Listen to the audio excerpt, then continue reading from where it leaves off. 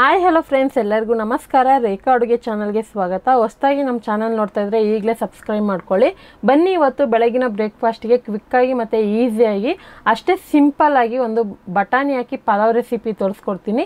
ಇದಕ್ಕೆ ನಿಮ್ಗೆ ಇಷ್ಟವಾಗಿರುವಂಥ ಯಾವುದೇ ರೀತಿ ಮೊಸರು ಪಚ್ಚಡಿ, ಗ್ರೇವಿ ಅಥವಾ ಚಟ್ನಿ ಯಾವುದೇ ರೀತಿ ಕಾಂಬಿನೇಷನ್ ಸೂಪರಾಗಿರುತ್ತೆ. ಮತ್ತು ಒಂದು ಸಿಂಪಲ್ ರೆಸಿಪಿ, ಅದನ್ನು ಟೇಸ್ಟ್ ಅಷ್ಟೇ ಚೆನ್ನಾಗಿರುತ್ತೆ. ಖಂಡಿತ ಈ ರೆಸಿಪಿನ ಟ್ರೈ ಮಾಡಿ. ಇಷ್ಟ ಆಯ್ತು ಅಂದರೆ ಒಂದು ಲೈಕ್ ಮಾಡಿ, ಶೇರ್ ಮಾಡಿ, ಕಮೆಂಟ್ ಮಾಡಿ. ಬನ್ನಿ ಇವಾಗ ಯಾವ ರೀತಿ ಮಾಡೋದಂತ ನೋಡೋಣ.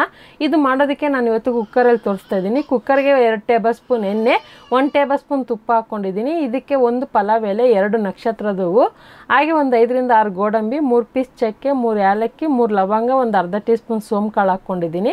ಸೊ ಬೇಸಿಕ್ಕಾಗಿ ಮಸಾಲೆ ಇಷ್ಟೇ ಹಾಕ್ಕೊಡಿ, ಜಾಸ್ತಿ ಹಾಕೋಕ್ಕೂ ಹೋಗಬೇಡಿ. ಸೊ ಇದನ್ನೆಲ್ಲ ಹಾಕಿ ಚೆನ್ನಾಗಿ ಫ್ರೈ ಮಾಡ್ಕೊಳ್ಳೋಣ. ಇದು ಜಾಸ್ತಿನೂ ಫ್ರೈ ಆಗಬಾರ್ದು, ಜಸ್ಟ್ ಒಂದು 30 ಸೆಕೆಂಡ್ ಫ್ರೈ ಮಾಡ್ಕೊಳ್ಳಿ ಸಾಕು. ತುಂಬ ಫ್ರೈ ಆದರೆ ನಿಮಗೆ ಅದೇ ಫ್ಲೇವರ್ ಬಂದ್ಬಿಡುತ್ತೆ. ಹಾಗೆ ಇಲ್ಲಿ ನಾನು ಸ್ಲೈಸಾಗಿ ಕಟ್ ಮಾಡಿರೋಂಥ ಒಂದು ದೊಡ್ಡ ಸೈಜ್ ಈರುಳ್ಳಿ ಹಾಕ್ಕೊತಾ ಇದ್ದೀನಿ. ಸೊ ಈರುಳ್ಳಿನ ನಾನು ರುಬ್ಬೋದಕ್ಕೂ ಯೂಸ್ ಮಾಡ್ತೀನಿ, ಒಗ್ಗರಣೆಗೂ ಹಾಕ್ತಾಯಿದ್ದೀನಿ. ಇಲ್ಲಿ ನಾನು 1 ಕಪ್ ಆಗೋಷ್ಟು ಹಸಿ ಬಟಾಣಿ ಯೂಸ್ ಮಾಡ್ತಾಯಿದ್ದೀನಿ. ಇದಕ್ಕೆ ಹಸಿ ಬಟಾಣಿ ಹಾಕಿದ್ರೇ ನಿಮಗೆ ಒರಿಜಿನಲ್ ಟೇಸ್ಟ್ ಸಿಗುತ್ತೆ. ಅಥವಾ ನಿಮಗೆ ಹಸಿ ಬಟಾಣಿ ಎಮರ್ಜೆನ್ಸಿಗೆ ಸಿಕ್ಕಿಲ್ಲ ಅನ್ನೋದಾದರೆ ನೀವು ಒಣ ಬಟಾಣಿನ ರಾತ್ರಿನೇ ನೆನೆಸ್ಬಿಟ್ಟು ಆನಂತರ ಪಲಾವ್ ರೆಸಿಪಿಗೆ ಯೂಸ್ ಮಾಡ್ಕೋಬೋದು. ಈಗ ಬಟಾಣಿ ಫ್ರೈ ಮಾಡೋವಾಗ ಇದ್ರ ಜೊತೆಗೆ 2 ಟೇಬಲ್ ಸ್ಪೂನ್ ಕೊತ್ತಂಬರಿ, 2 ಟೇಬಲ್ ಸ್ಪೂನ್ ಪುದೀನನ ಚಿಕ್ಕದಾಗಿ ಕಟ್ ಮಾಡಿ ಹಾಕ್ಕೊಳ್ಳಿ. ಈ ಥರ ಒಗ್ಗರಣೆ ಜೊತೆಗೆ ಫ್ರೈ ಮಾಡೋದ್ರಿಂದ ಆ ಫ್ಲೇವರ್ ಇರುತ್ತಲ್ಲ, ಅದು ಲಾಸ್ಟ್ ಗಂಟ ರೈಸಲ್ಲಿ ಹಾಗೆ ಇರುತ್ತೆ. ಅದಕ್ಕೋಸ್ಕರನೇ ಇದನ್ನು ಲೋ ಫ್ಲೇಮಲ್ಲಿ ಇಟ್ಟು ಫ್ರೈ ಮಾಡ್ಕೊಳ್ಳೋಣ. ಅದು ಫ್ರೈ ಆಗೋ ಟೈಮ್ಗೆ ಒಂದು ಮಿಕ್ಸಿ ಜಾರ್ಗೆ ಒಂದು 5 ಹಸಿರು ಮೆಣಸಿನ್ಕಾಯಿ ಹಾಕ್ಕೊತಾ ಇದ್ದೀನಿ. ಈ ರೆಸಿಪಿಗೆ ಅಷ್ಟೊಂದು ಖಾರ ಇರಲ್ಲ, ಒಂದು ಮೈಲ್ಡ್ ಖಾರ ಇರುತ್ತೆ. 1 ಇಂಚ್ ಶುಂಠಿ, ಒಂದು 7 ರಿಂದ 8 ಪೀಸ್ ಬೆಳ್ಳುಳ್ಳಿ ಮತ್ತು ಈರುಳ್ಳಿ ಹಾಕ್ಕೊತಾ ಇದ್ದೀನಿ. 2 ಚಿಕ್ಕ ಸೈಜ್ ಈರುಳ್ಳಿ ಹಾಕ್ಕೊತಾ ಇದ್ದೀನಿ. ಇದಕ್ಕೆ ಒಂದು ಚೂರು ನೀರು ಹಾಕಿ ಇದನ್ನು ರುಬ್ಕೊಂಬರ್ತೀನಿ. ಈ ಮಸಾಲೆ ಕ್ವಾಂಟಿಟಿ ಕೂಡ ಒಂದು ಅರ್ಧ ಕಪ್ ಆಗೋಷ್ಟು ಮಾತ್ರನೇ ಇರಬೇಕು, ಜಾಸ್ತಿನೂ ಇರಬಾರ್ದು. ಸೊ ನಾವು ಇವಾಗ ನೋಡ್ತಾ ಇರ್ಬೋದು, ರುಬ್ಬಿದಾಯಿತು ಮಸಾಲೆ. ಈ ಥರ ಇದೆ ಕಲರು. ಸೊ ಇದಕ್ಕೆ ಯಾವುದೇ ರೀತಿ ಕಲರ್ ಕೂಡ ಇರಲ್ಲ. ಸೊ ಇವಾಗ ಹಾಕ್ತಾಯಿದ್ದೀನಿ. ಮಸಾಲೆ ಹಾಕಿದ ಮೇಲೆ ಆ ಮಿಕ್ಸಿ ಜಾರ್ಗೆ ಉಳ್ಕೊಂಡಿರುತ್ತಲ್ಲ, ಅದಕ್ಕೊಂದು 1/4 ಕಪ್ ನೀರು ಹಾಕಿ ಅದನ್ನು ಯೂಸ್ ಮಾಡ್ಕೊಳ್ಳಿ. ಯಾಕಂದರೆ ಮಸಾಲೆ ಕ್ವಾಂಟಿಟಿನೇ ಕಡಿಮೆ ಇದೆ, ಸೊ ಅದಕ್ಕೆ ವೇಸ್ಟ್ ಮಾಡಬಾರ್ದು. ಈಗ ಈ ರುಬ್ಬಿರೋಂಥ ಮಸಾಲೆಲ್ಲ ಹಾಕಿ ಚೆನ್ನಾಗಿ ಫ್ರೈ ಮಾಡ್ಕೊಳ್ಳೋಣ. ಹಾಗೆ ಫ್ರೈ ಮಾಡುವಾಗ ಇದ್ರ ಜೊತೆಗೆ ಉಪ್ಪು ಕೂಡ ಹಾಕ್ಕೊಳ್ಳೋಣ. ಉಪ್ಪು ಇವಾಗ ಎಷ್ಟು ಬೇಕೋ ನೋಡಿ ಹಾಕ್ಕೊಳ್ಳಿ, ಮತ್ತೆ ಬೇಕಂದರೆ ಹಾಕ್ಕೋಬೇಕಾಗುತ್ತೆ.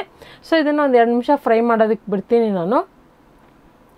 ಸೊ ಒಂದು 2 ನಿಮಿಷ ಫ್ರೈ ಆಗೋಷ್ಟರಲ್ಲಿ ಅದರಲ್ಲಿರುವಂಥ ಹಸಿ ಸ್ಮೆಲ್ಲೆಲ್ಲ ಹೋಗಿ ನಮಗೆ ಬೇಕಾಗಿರೋಂಥ ಒಂದು ಗೊಜ್ಜು ಥರ ರೆಡಿಯಾಗಿದೆ. ಮತ್ತು ಇದು ಎಣ್ಣೆ ಬಿಟ್ಟಿದೆ ಸೈಡಲ್ಲಿ. ಇವಾಗ ನೋಡ್ತಾ ಇರ್ಬೋದು ರೆಡಿಯಾಗಿದೆ.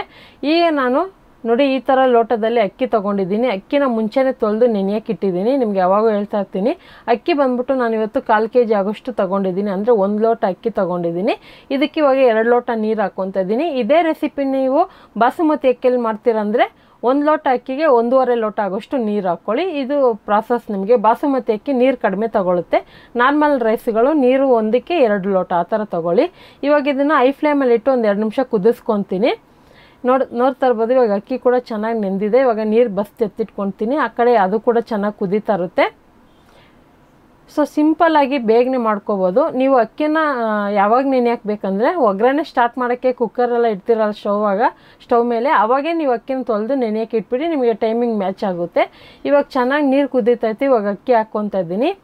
ಸೊ ಇವಾಗ ಅಕ್ಕಿ ಹಾಕಿದ ಮೇಲೆ ನೀವೇನು ಮಾಡಬೇಕಂದ್ರೆ ಡೈರೆಕ್ಟಾಗಿ ಮುಚ್ಚಲು ಹಾಕೋಕ್ಕೆ ಹೋಗಬೇಡಿ. ಅವಾಗ ಏನಾಗುತ್ತೆ ಅಂದರೆ ಕೆಳಗಡೆ ಎಲ್ಲ ವೈಟ್ ರೈಸು, ಮೇಲೆ ಎಲ್ಲ ಮಸಾಲೆ ಕುತ್ಕೊಬಿಡುತ್ತೆ. ಇಲ್ಲಾಂದರೆ ಕೆಲವೊಮ್ಮೆ ಕುಕ್ಕರ್ ತೆಳು ಇರುತ್ತೆ, ವೆಯ್ಟ್ಲೆಸ್ ಇರುತ್ತಲ್ಲ ಕುಕ್ಕರ್, ಅಂಥ ಕುಕ್ಕರಲ್ಲಿ ಮಾಡಿದ್ರೆ ತಲೆ ಹಿಡಿಯೋ ಚಾನ್ಸಸ್ ಇರುತ್ತೆ. ಅದಕ್ಕೆ ದಪ್ಪ ತಲೆ ಪಾತ್ರೆ ತೊಗೊಂಡ್ರೆ ನಿಮಗೆ ತಲೆ ಹಿಡಿಯೋದಿಲ್ಲ. ಸೊ ಇವಾಗ ನೋಡ್ತಾ ಇರ್ಬೋದು, ಇದನ್ನು ಐ ಫ್ಲೇಮಲ್ಲಿ ಇಟ್ಟು ಒಂದು 2 ನಿಮಿಷ ಕುದಿಸ್ಕೊಂಡಿದ್ದೀನಿ. ಚೆನ್ನಾಗಿ ಕುದಿಯೋವಾಗ ಉಪ್ಪು ಖಾರ ಚೆಕ್ ಮಾಡ್ಕೊಳ್ಳಿ. ಉಪ್ಪೇನಾದ್ರು ಕಡಿಮೆ ಆಯಿತು ಅಂದರೆ ಒಂಚೂರು ಉಪ್ಪು ಹಾಕ್ಕೊಂಡು ಇವಾಗ ಇದನ್ನು ಮುಚ್ಚಿಬಿಟ್ಟು ಸೊ ಇದಕ್ಕೆ 2 ವಿಸಿಲ್ ಬಿಡ್ತೀನಿ. 2 ವಿಸಿಲ್ ಬಿಟ್ಟು ಪೂರ್ತಿ ಗ್ಯಾಸ್ ರಿಲೀಸ್ ಆದಮೇಲೆ ಓಪನ್ ಮಾಡಬೇಕು. ಸೊ ಅದಕ್ಕೆ ಜಾಸ್ತಿ ನಿಮಗೆ ತಕ್ಷಣಕ್ಕೆ ತೆಗಿಬೇಕು ಅನ್ನೋದಾದರೆ 3 ವಿಸಿಲ್ ಬಿಟ್ಟು ತಕ್ಷಣವೇ ನೀವಾಗೆ ಗ್ಯಾಸ್ ರಿಲೀಸ್ ಮಾಡ್ಕೋಬೋದು. ಟೈಮ್ ಇದ್ದರೆ ಈ ಥರ 2 ವಿಸಿಲ್ ಆಗಿ ಮತ್ತು ಪೂರ್ತಿ ಗ್ಯಾಸ್ ರಿಲೀಸ್ ಆದಮೇಲೆ ಓಪನ್ ಮಾಡಿ. ಇವಾಗ ನೀವೇ ನೋಡ್ತಾ ಇರ್ಬೋದು, ಸೂಪರಾಗಿ ಬಂದಿದೆ ರೆಸಿಪಿ.